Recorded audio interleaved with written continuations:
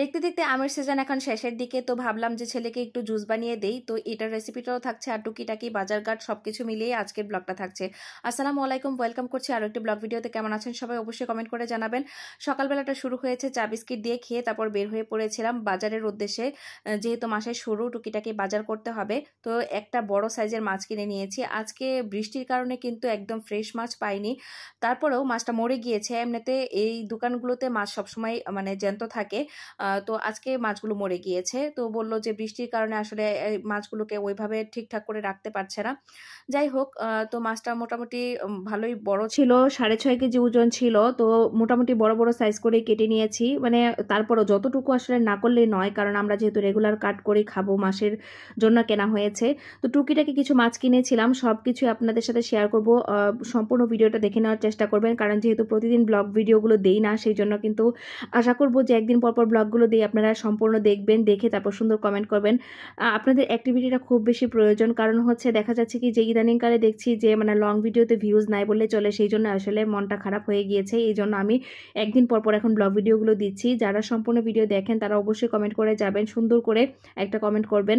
আর যারা সম্পূর্ণ ভিডিও দেখেন না তারা অবশ্যই ভিডিওটা স্টার্ট করবেন না, এটা রিকোয়েস্ট থাকবে। তো আরও কিছু টুকিটাকি বাজার করেছিলাম, বৃষ্টির কারণে সবকিছু আসলে তখন ভিডিও করতে পারিনি।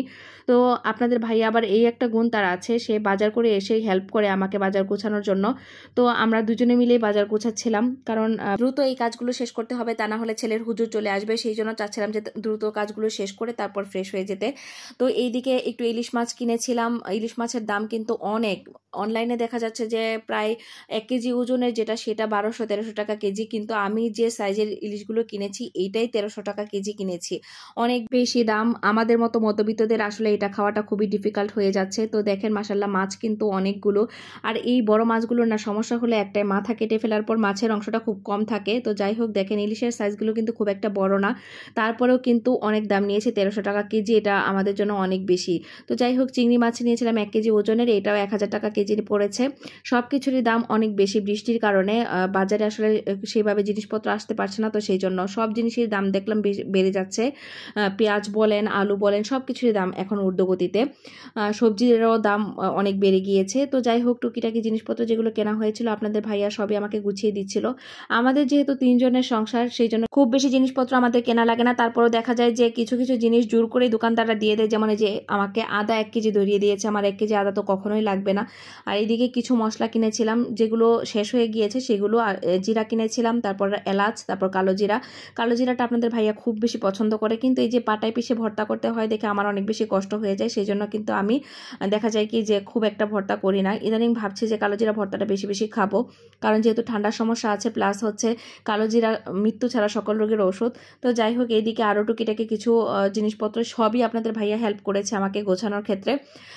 এইগুলো হচ্ছে শুকনো উপকরণ, যেগুলো মানে আমাদের স্কোয়ারের প্রোডাক্ট, এগুলো আমাদের ভিতর থেকে আমরা কিনি, মোটামুটি অনেক কম দামে পাওয়া যায়, আমাদের এমপ্লয়ীদের জন্য মোটামুটি ছাড় আছে। তো যাই হোক, এই টুকিটাকি জিনিসপত্রগুলো আমার মাসিক বাজারের মধ্যে যুক্ত ছিল। আরও কিছু ছিল, সেগুলো কিছু আপনাদেরকে আগে 2-1 দিন আগে একটা ভিডিওতে শেয়ার করেছিলাম। মানে টুকিটাকি জিনিসপত্র দেখা যায় কি যে মানে শেষ হয় না, এত ছোট সংসার তারপরেও টুকিটাকি জিনিসপত্র কেনাই লাগে। যতই ভাবি না কেন যে বাহিরের জিনিসপত্র কেনা বাদ দিয়ে দিব বা খাওয়া বাদ দিয়ে দিব, তারপরেও কিন্তু দেখা যায় কি যে খেতেই হয়, কিনতেই হয়। মানে যখন রান্না করতে ইচ্ছা করে না তখন নুডলসের উপর দিয়ে চালিয়ে দিই, এরকম অবস্থা। বা বাচ্চাকে সকালবেলা আমি নুডলসই বেশি খাওয়াই, কারণ দেখা যায় কি যে সে খুব একটা ভারী খাবার খেতে পারে না, সেই জন্য কিন্তু নুডলসের উপর দিয়ে চালিয়ে দিই। রুটি বানালেও তাকে খাওয়াই না, কারণ রুটিটা গিলতে পারে না সকালে ঘুম থেকে উঠে।